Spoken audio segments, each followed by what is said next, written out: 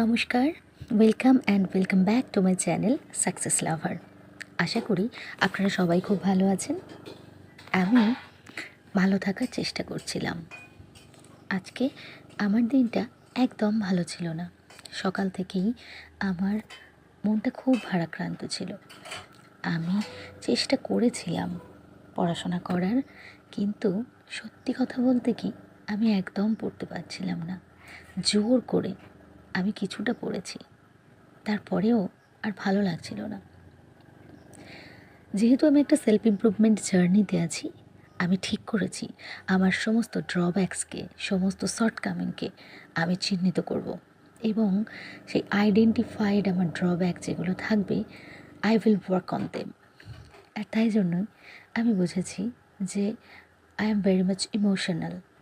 এই এতটা আবেগপ্রবণ হওয়া, এটা আমার চারিত্রিক ত্রুটি।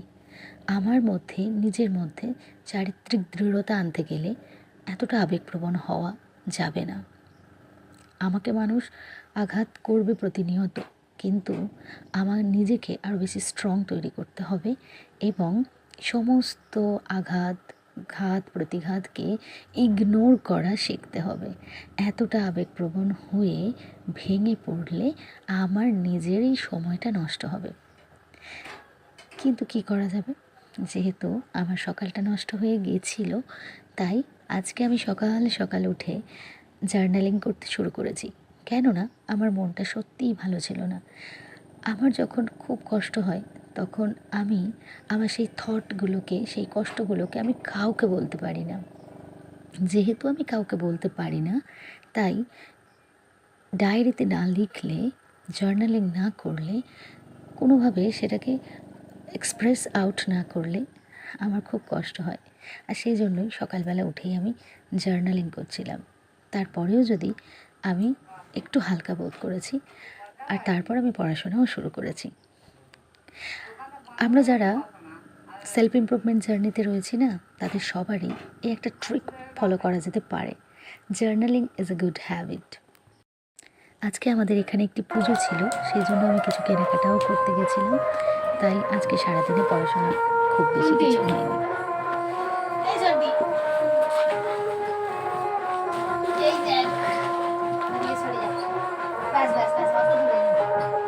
কারেন্ট তো নেই, কারেন্ট নেই, সবে কষ্ট করে গরমে এলাম আর কারেন্ট নেই। দেখো তোমার জন্য কি এনেছি, দেখো এটা আমি এনেছি তোমার জন্য। কি বলো তো? স্ট্রবেরি মাম্মা। হ্যাঁ, এটা কেমন? এটা আর একটা স্ট্রবেরি খাবো। কি দাও মামা? আচ্ছা, তোমার জন্য আরেকটা জিনিস এনেছি, সেটা হলো টেন টেন তরমুজ এটা। হ্যাপি হ্যাপি হলে কি করে?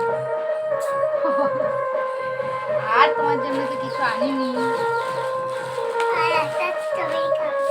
আর আমি একটা জিনিস এনেছি, এই তো। আর এইটা হলো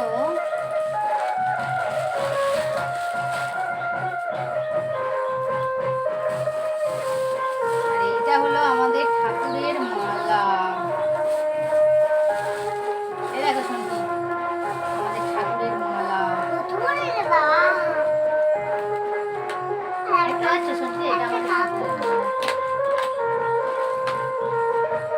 আর এটা কি করে খাই?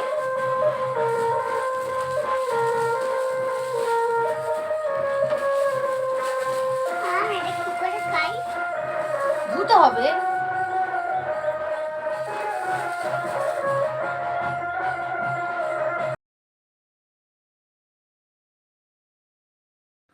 আমি আমার এই ইমপ্রুভমেন্ট জার্নিতে কিছু চ্যালেঞ্জ নিয়েছি, যেমন আই উইল নট কমপ্লেন। আমি কোনো বিষয়ে কাউকে কোনো কিছু কমপ্লেন করব না।